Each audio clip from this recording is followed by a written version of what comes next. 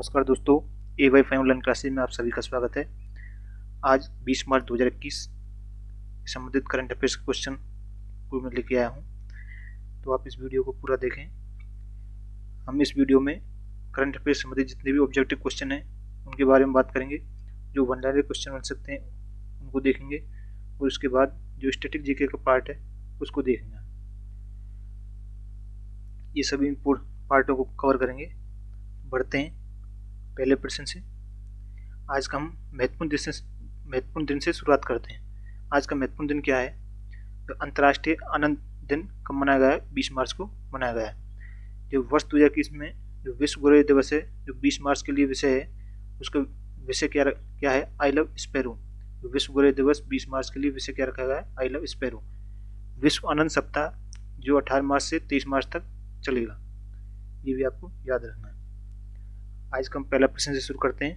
पहला प्रश्न है, निम्नलिखित में से किस संगठन ने ग्लोबल वेज रिपोर्ट 2020-21 मजदूरी और कोविड-19 के समय में न्यूनतम मजदूरी जारी की है? किसने जारी की है? यह अंतर्राष्ट्रीय श्रम संगठन ने ये जारी किया है, तो इसका आंसर ए हो जाएगा। जो ये अंतर्राष्ट्रीय श्रम संगठन है, जिसको हम शॉर्ट में ILO के द्वारा जो ये रिपोर्ट जारी की है, ग्लोबल वेज रिपोर्ट 2020-21 मजदूरी और कोविड-19 के समय में न्यूनतम मजदूरी जारी की गई है। जो इस रिपोर्ट की मुख्य बातें हैं उनको भी हम जान लेते हैं। इसकी जो मुख्य बातें हैं, जो भारतीय श्रमिकों के साथ जो एशिया के श्रमिकों की औसत मजदूरी भी कम है, जो जिसमें घंटों की संख्या अधिक है। जो औसत मजदूरी वो कम है और घंटों की संख्या ज़्यादा की हुई है।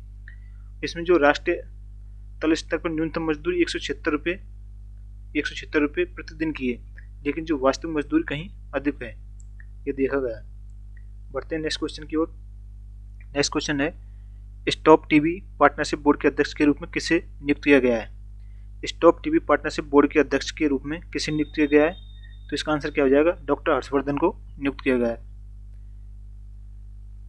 जो 18 मार्च 2021 को जो केंद्रीय स्वास्थ्य मंत्री हैं डॉक्टर हर्षवर्धन, जैसे स्टॉप टीबी पार्टनरशिप बोर्ड के अध्यक्ष के रूप में नियुक्त किया गया है। यह नियुक्ति भारत सरकार द्वारा जो क्षय रोग टीबी के उन्मूलन की दिशा में उनके उत्कृष्ट योगदान को मान्यता देने के लिए दी गई है।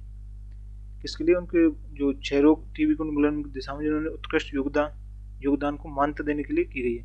यह जुलाई 2021 से 3 साल के लिए कार्यकाल के लिए एक वैश्विक निकाय में अपनी सेवा देंगे। किसे? जुलाई 2021 से स्टार्ट होगा और 3 साल के लिए इसमें बने रहेंगे। स्टॉप टीबी पार्टनरशिप के बारे में कुछ इंपॉर्टेंट फैक्ट के बारे में जान लेते हैं। यह एक अंतर्राष्ट्रीय संस्था है, यह आपको याद रखना है, जो राष्ट्रों को टीबी से लड़ने के लिए संरेखित करने का कार्य करती है। इसमें जो राष्ट्र हैं, राष्ट्र देशों को टीबी से लड़ने के लिए संरक्षित करने का कार्य करती है। ये कई निर्वाचन क्षेत्र भी भाग लेंगे इसमें, जो शरीर को चिकित्सा, सामाजिक, वित्तीय विशेषता की एक विस्तृत श्रृंखला प्रदान करेंगे, जो कि टीबी को हराने के लिए आवश्यक है। इसमें यह एक टीबी मुक्त दुनिया के विजन के साथ काम करेगा। किसके साथ काम करेगा? जो टीबी मुक्त दुनिया है, टीबी को भगाना है, इसके विजन के साथ काम करेगा। नेक्स्ट क्वेश्चन है, निम्नलिखित में से किस संस्था ने जीवों की आनुवंशिक विविधता का मानचित्रण करने के लिए ट्रेस बायोमी प्रोजेक्ट, कौन सा ट्रेस बायोमी प्रोजेक्ट लॉन्च किया है? उस प्रोजेक्ट का नाम पूछा गया है। ट्रेस बायोमी प्रोजेक्ट किसने लॉन्च किया है? इसका राइट आंसर हो जाएगा आंसर डी, जो क्या है? Council of scientific and industrial research, NIO। ये आपको याद रखना है। इसके बारे में जान लेते हैं। ये ट्रेस बायो प्रोजेक्ट है, council of scientific and industrial research, national institute of oceanography, जिसे हम शॉर्ट में क्या कहते हैं? CSIR NIO शॉर्ट फॉर्म में। तो गोवा द्वारा शुरू किया गया है। कहाँ? किसने? गोवा के द्वारा शुरू किया गया है। इसमें क्या किया है? यह क्या है? यह जीवों की आनुवंशिक विविधता का मानचित्रण करने के लिए लॉन्च की गई है। किसके लिए? तो जीवों की आनुवंशिक विविधता है, उसको मानचित्रित करने के लिए लॉन्च किया गया है। बढ़ते हैं नेक्स्ट। इसमें हम ट्रेस बायोमी प्रोजेक्ट के बारे में इंपॉर्टेंट फैक्ट है उसके बारे में वो जान लेते हैं। यह एक हिंद महासागर में उन पर जमा धातुओं को ट्रेस करने के अलावा सूक्ष्म पोषक तत्वों के प्रभाव को मैप करने में मदद करेगा। किसमें? जो हिंद महासागर में जो जमा धातु हैं उनको ट्रेस करने के अलावा, वो ट्रेस तो करेगा ही, उसके अलावा सूक्ष्म पोषक तत्वों के प्रभाव को मैप करने में मदद करेगा। यह हिंद महासागर के विभिन्न हिस्सों में पानी, तलछट, प्लैंकटन, कई जीवों की व्यापक नमूनों की भी पुनर्निर्माण लगाएगा। ये 2 कार्य ट्रेस बायोमी प्रोजेक्ट के बारे में लिखा गया है। नेक्स्ट क्वेश्चन है, निम्नलिखित में से किस भारतीय मंत्रालय ने हाल ही में भारत ब्राजील दक्षिण अफ्रीका IBSA महिला फोरम की बैठक का नेतृत्व किया है? निम्नलिखित में से किस भारतीय मंत्रालय ने हाल ही में भारत ब्राजील दक्षिण अफ्रीका IBSA महिला फोरम की बैठक का नेतृत्व किया है? तो किसने किया है? इसका राइट आंसर क्या हो जाएगा? बी, महिला और बाल विकास मंत्रालय ने। किसके द्वारा किया गया? महिला एवं बाल विकास मंत्रालय के द्वारा। जो महिला एवं बाल विकास मंत्रालय के द्वारा किया गया, इसमें भारत सरकार ने महिला एवं बाल विकास मंत्रालय द्वारा छठी भारत ब्राजील दक्षिण अफ्रीका, जैसे हम IBM, भारत ब्राजील दक्षिण अफ्रीका, जैसे हम शॉर्ट में IBM महिला फोरम की बैठक कब की गई थी? 16 मार्च 2021 को की गई थी, जो आभासी तौर पर आयोजित की गई थी। इसमें जो छठी IBS महिला फोरम की अध्यक्षता किसने की थी? श्रीमती जुबिन ईरानी, जो महिला एवं बाल विकास मंत्री हैं। भारत सरकार द्वारा उनको उद्घाटन भाषण दिया गया था। इसमें किसके द्वारा दिया गया था? स्मृति जुबिन ईरानी के द्वारा। इसमें जो परामर्श देने के लिए महिलाओं के जीवन में परिवर्तन लाने के लिए फोरम ने प्रमुख मुद्दों पर चर्चा की है। जो इसमें फोरम में जो चर्चा की गई है, उसमें जो महिलाओं के जीवन है उसको परिवर्तन लाने के लिए चर्चा की गई है। नेक्स्ट क्वेश्चन है, बसंत विश्व 2021 किस तारीख को निर्धारित है? बसंत विश्व 2021 किस तारीख को निर्धारित है?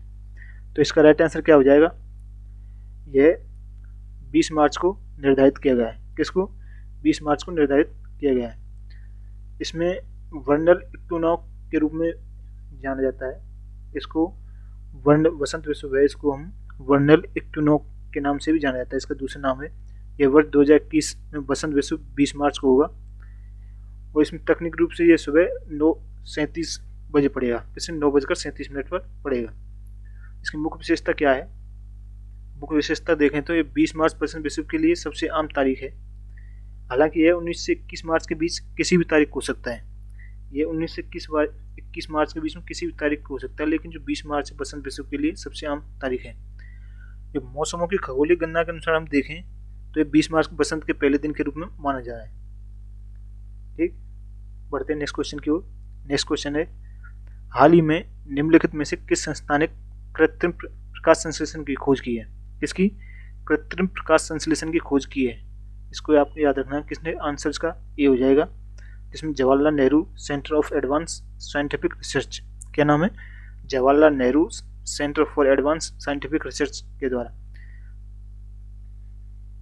जो कि एक प्रकाश संश्लेषण करती है। क्या? जो Jawaharlal Nehru centre for advance scientific research के वैज्ञानिक हैं, उन्होंने एक ऐसी विधि खोजी है जो प्रकाश के संश्लेषण करती है। इसमें जो कृत्रिम प्रकाश संश्लेषण प्रणाली है, उसके बारे में हम इम्पोर्टेंट फैक्ट हैं उनको जान लेते हैं। इसमें वैज्ञानिकों ने एकीकृत प्रणाली बनाई है, जिसमें धातु कार्बनिक ढांचे, जिसे हम MOF-808 पर आधारित है। किस पर? MOF-808 पर आधारित है। इस प्रणाली में एक फोटो सेंसिटाइजर शामिल है, जो सौर ऊर्जा का उपयोग करता है। किसका? सौर ऊर्जा का उपयोग करके इस प्रणाली में उपयोग करता है, और उत्प्रेरक केंद्र में जो बदले में CO2 को कम करता है। जो इस प्रणाली में जो फोटो सेंसिटाइजर शामिल है, जो ऊर्जा को उपयोग करता है, उसमें जो उत्प्रेरक जो CO2 है उसको कम करने का कार्य करता है। इसे वातावरण से अतिरिक्त कार्बन डाइऑक्साइड की अधिकृत करने के लिए विकसित किया गया है। इसे विकसित करने का जो मेन उद्देश्य है वो क्या है? जो कार्बन डाइऑक्साइड की अधिकृत गैस है उसे विकसित करने का किया गया है। जो अतिरिक्त कार्बन डाइऑक्साइड है उसे कम करने का कार्य किया गया है। नेक्स्ट क्वेश्चन है, किस संगठन ने इमर्सिंग डिजिटल इज कोविड-19 के कैटालिस्ट पर लास्टिंग चेंज नामक शीर्षक से एक सर्वेक्षण आयोजित किया है? किस संगठन ने इमर्सिंग डिजिटल इज कोविड-19 the catalyst for lasting change नामक शीर्षक से एक सर्वेक्षण आयोजित किया गया है? तो किसने किया गया है? इसका राइट आंसर हो जाएगा डी, इवॉय।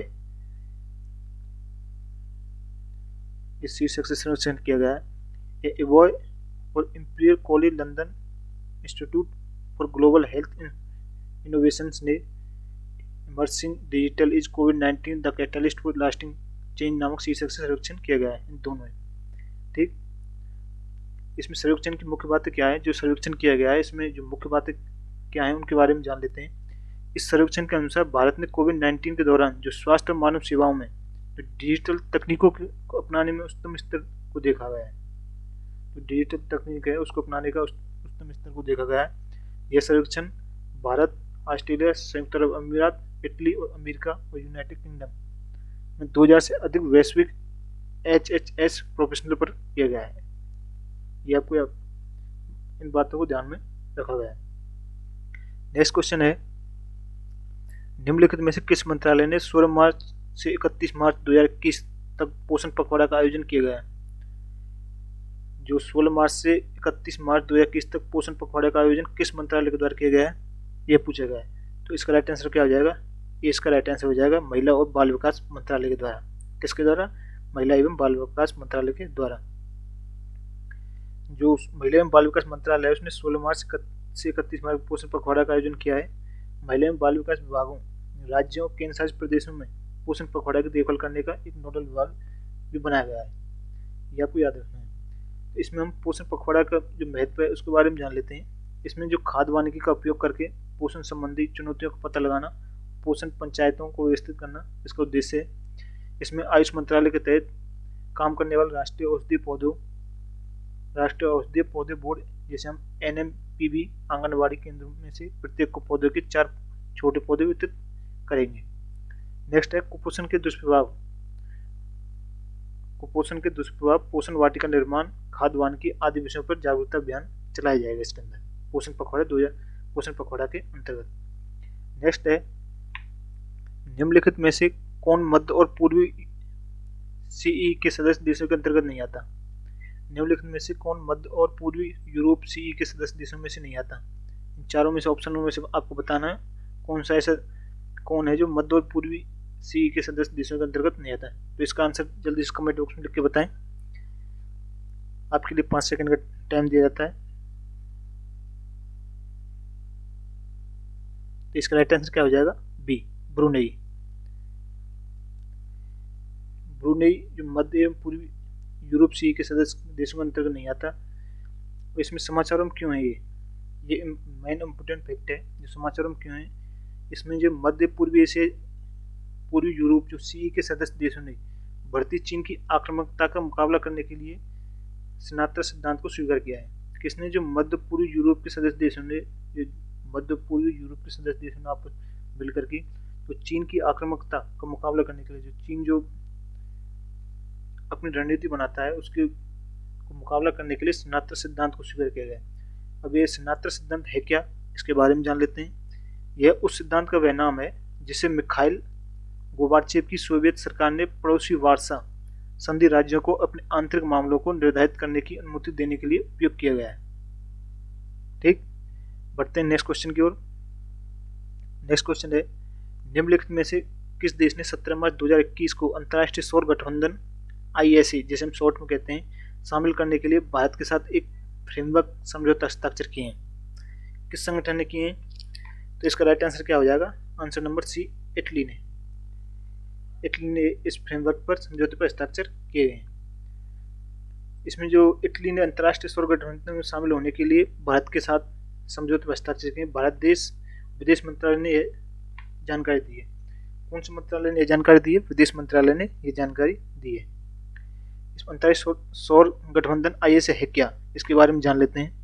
यह सौर ऊर्जा से संपन्न देशों का एक संधि आधारित अंतर सरकारी संगठन है जिसमें 121 देश शामिल हैं। देशों की संख्या कितनी है? 121 देश शामिल हैं। ISA की स्थापना भारत की पहल के बाद हुई है। भारत की पहल के बाद इस ISA की स्थापना की गई है। यह अंतर्राष्ट्रीय सौर गठबंधन कर्क और मकर रेखा के मध्य आंशिक या पूर्ण रूप से अवस्थित 121 सौर संपन्न देशों का एक अंतर्राष्ट्रीय अंतर सरकारी संगठन है। क्या है? जो अंतर्राष्ट्रीय सौर गठबंधन है कर्क और मकर रेखा के मध्य जो आंशिक और पूर्ण रूप से जो अवस्थित 121 सौर संसाधन संपन्न देश हैं को अंतर्राष्ट्रीय अंतर सरकारी संगठन है। यह आपको याद रखना है। तो हम सामान्य ज्ञान के बारे में बात कर लेते हैं जो स्ट्रेटेजी का पार्ट है। इसमें हम देश, उनकी राजधानी और उनकी मुद्रा के बारे में बात करेंगे। पहली है कोमोरोस। राजधानी किसकी है? मोरोनी की। राजधानी क्या है इसकी? मोरोनी। मुद्रा क्या है? कोमेरियन फ्रैंक। ये आपको याद रखना है क्योंकि इसका मुद्रा है जो तो उसके देश के नाम से ही है, तो आपको याद रखना है। नेक्स्ट है क्रोएशिया। इसकी राजधानी क्या है? जाग्रेब इसकी राजधानी है। मुद्रा की बात करें तो कूना इसकी मुद्रा है। नेक्स्ट है क्यूबा देश। क्यूबा की राजधानी क्या है? हवाना। मुद्रा क्या है इसकी? Cuba peso. नेक्स्ट है साइप्रस गणराज्य। क्या? साइप्रस गणराज्य। इसकी राजधानी क्या है? निकोसिया इसकी राजधानी हो जाएगी। और मुद्रा की बात करें तो यूरो इसका मुद्रा हो जाएगी किसकी? साइप्रस गणराज्य की। नेक्स्ट है चेक गणराज्य की बात करें तो इसकी राजधानी क्या है? प्राग। इसकी मुद्रा क्या है? चेक कोरून इसकी मुद्रा है, ये आपको याद रखना है। नेक्स्ट है संयुक्त राष्ट्र व्यापार और विकास सम्मेलन, जिसे हम शॉर्ट में यूएनसीटीएडी की स्थापना कब की गई थी? जो संयुक्त राष्ट्र व्यापार एवं विकास सम्मेलन की स्थापना कब की गई थी? 30 दिसंबर 1964 को इसकी स्थापना की गई थी। तो इसका मुख्यालय पूछ सकता है, इसका मुख्यालय कहाँ है? जेनेवा में, जो कहाँ पड़ता है? स्विट्जरलैंड के अंदर पड़ता है। तो ये थे आज की करंट अफेयर्स और स्टैटिस्टिक्स जीके के साथ। यदि आपको ये वीडियो अच्छी लगी हो तो चैनल को सब्सक्राइब करना न भूलें और इसे बेल आइकन दबाएं जिससे आपके लिए जो लेटेस्ट वीडियो को नोटिफिकेशन है सबसे पहले मिल सके। मिलते हैं नेक्स्ट वीडियो में। धन्यवाद।